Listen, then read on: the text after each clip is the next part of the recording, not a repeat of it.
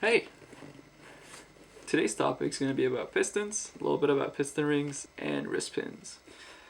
This particular set is a Manly set. It's for a Subaru. It's the OEM size, which is the 99.5 millimeters in diameter. This particular set has been provided by our first sponsor, More Performance Parts.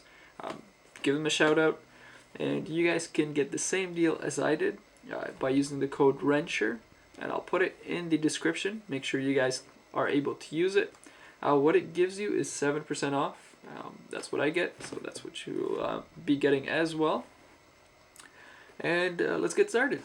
What we got here is the Manly piston. A little bit of a rundown on the types of pistons there are.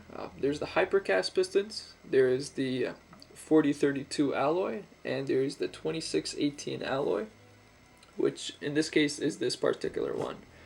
The hypercast one has silicone injected to it, so it does not expand much. The reason for that is it helps reduce emissions on startup until the piston warms up. Also, it tends to be the weakest piston, but it does the job. It reduces emissions, and it's great for an everyday car. The 4032 has a little bit less silicone. It is a forged alloy, and Manly uses it, Cosworth, companies like that. It expands less than a 2618, however it's still a forged material. With the 2618 being the strongest, we'll say, out of the three. It takes the most abuse, however it takes time to expand and reach its proper size. In this case, the Manly one I have in my hands is moly coated, so this is an anti-friction coated that's used on the side skirts. The side skirts are the part where they're parallel to where the wrist pin goes. So there are these two areas. That's usually where all the coating is done, as that's where the expansion happens. Up top, depending on the orientation of your engine, so whether it's an interference engine or not, you will see if there's valve machining or not. In this case, there's two for the intake and two for the exhaust. If you look at the top, it'll always have an arrow or something written along the sides of front with an arrow of a direction. So the front always goes towards the front of the engine, which is the nose of the crank. Each piston will have three main grooves. So the first groove is going to be used for our first compression ring, which is used to keep combustion pressures inside the cylinder combustion area. The second one is for the second compression ring. Even though it's called a second compression ring, it's actually only about 15% for compression and 85% for oil control. And the third one, which is usually the widest, it is called the oil control rings. There's generally three of those, and those are used for 100% for oil control. Next up, I'll just show you the wrist pins. The main function of a wrist pin is to make sure that the connecting rod is properly secured to the pistons. So it just goes in from the side, and then it gets locked in on both sides using the wrist pin locks. So that's really all you need to know about wrist pins and pistons. Do keep in mind the material that you are using for your car build, rebuild, whatever, and make sure you're using the most appropriate one. There is no one choice, however there's always the best recommendation. You do have to keep in mind how long you want your car to last, how long you're willing to do a refresh on the engine, and or whether you just want a car that will go forever sort of thing on OEM specs.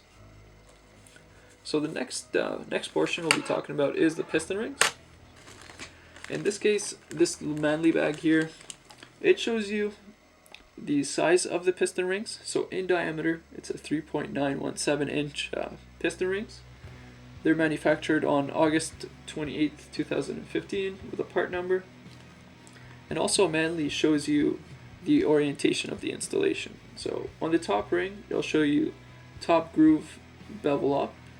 It'll show you the drawing. And the second groove, Napier cut down. So this is the first compression ring.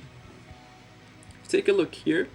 It will say TS 3.917. So the TS stands for top side, And I would show you how they're cut, but they're actually so small the camera won't pick it up. You do need to see it with your eyes. First and second compression ring are usually different colors, so you can easily distinguish between them. And on top of that, they have the different grooving. Also, just remember, when you're installing them, always make sure they're on 180 degrees apart for the grooves. That way you minimize any oil blow by. And for the oil control one, it's actually a 3-part. And usually the way it goes is you have the flat one, then you have the, well, I guess you call it a wavy one, and then another flat one.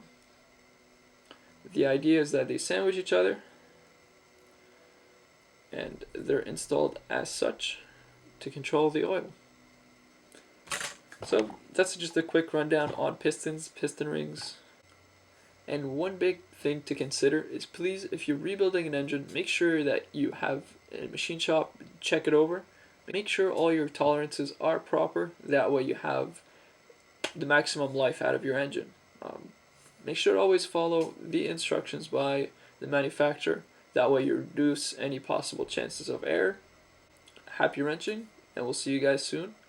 One more big shout out to More Performance Parts. Please check them out. The link will be down in the description.